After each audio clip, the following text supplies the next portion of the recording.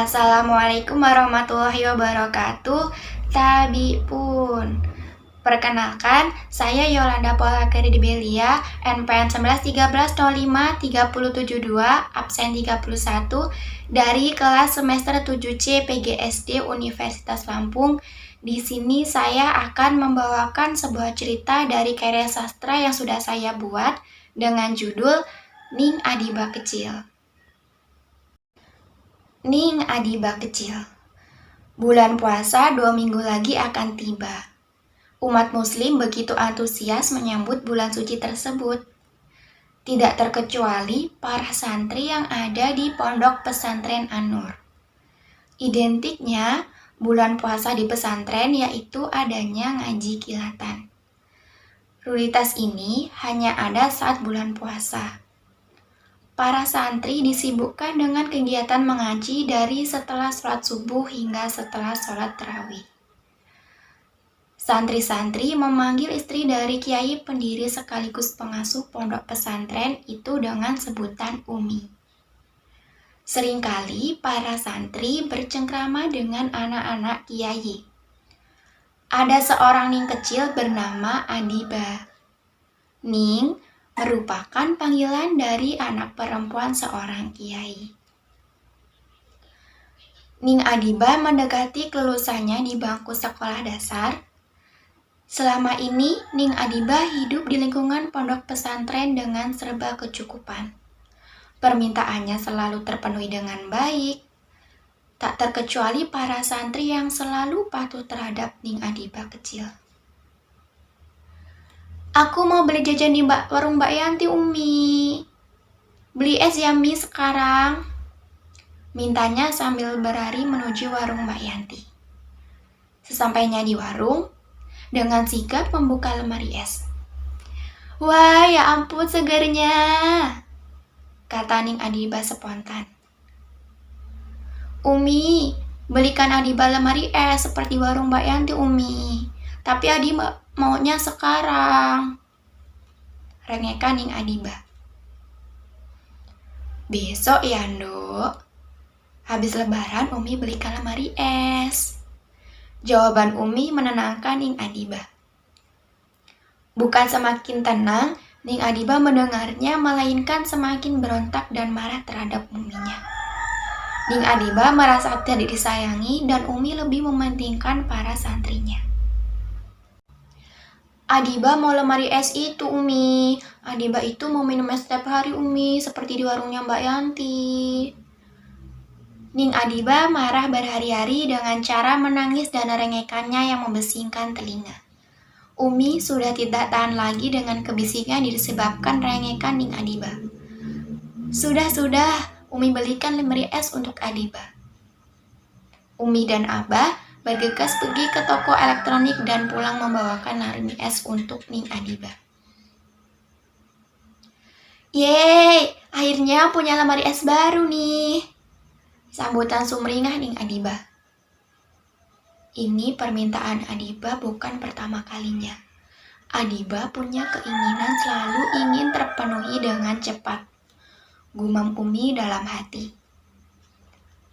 Sebagai istri dari seorang kiai, Umi berharap anak-anaknya memiliki akhlak yang baik dan bisa meneruskan perjuangan mengurus pondok pesantren nantinya.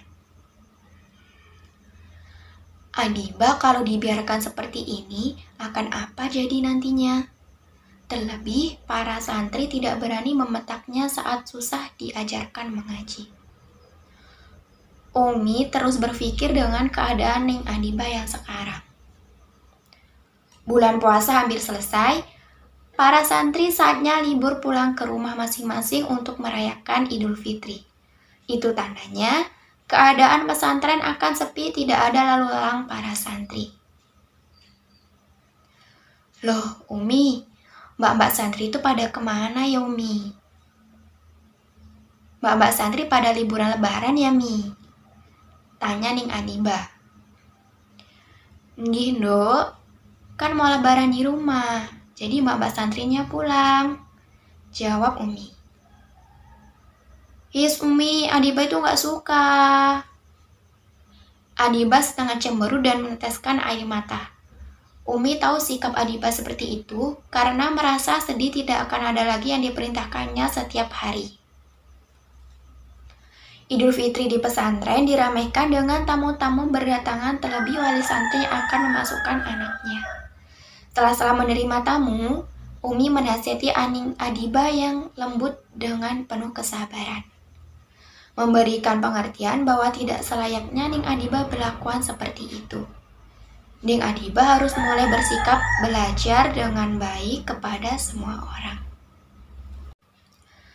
Adiba akan dimasukkan ke pondok pesantren Rodotul Quran setelah lebaran.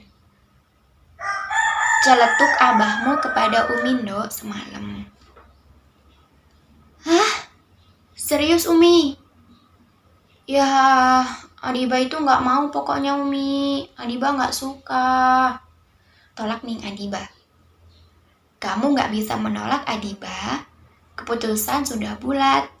Kalau dibiarkan, kamu nanti akan terus seperti ini.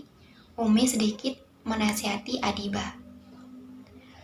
Adiba janji deh sama Ubah, sama Umi.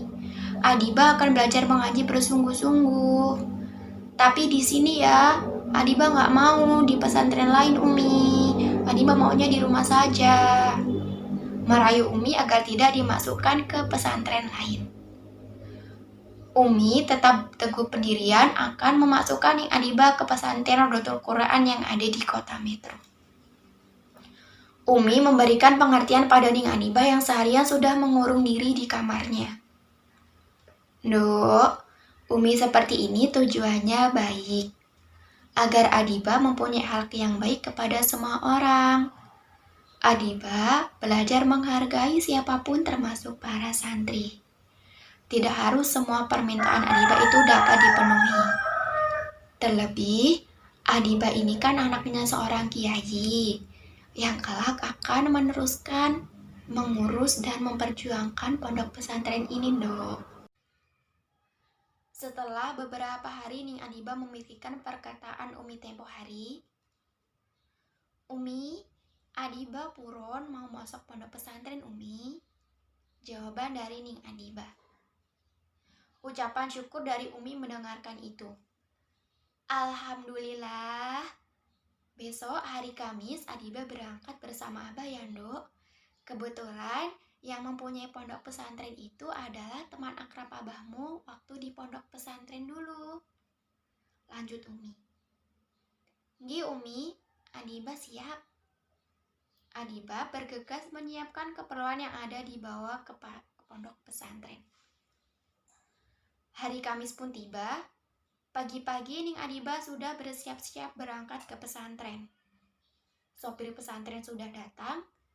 Ning Adiba berpamitan dengan keluarga dan beberapa santri yang ada untuk menuntut ilmu di pesantren Rodotul Quran yang ada di kota Metro.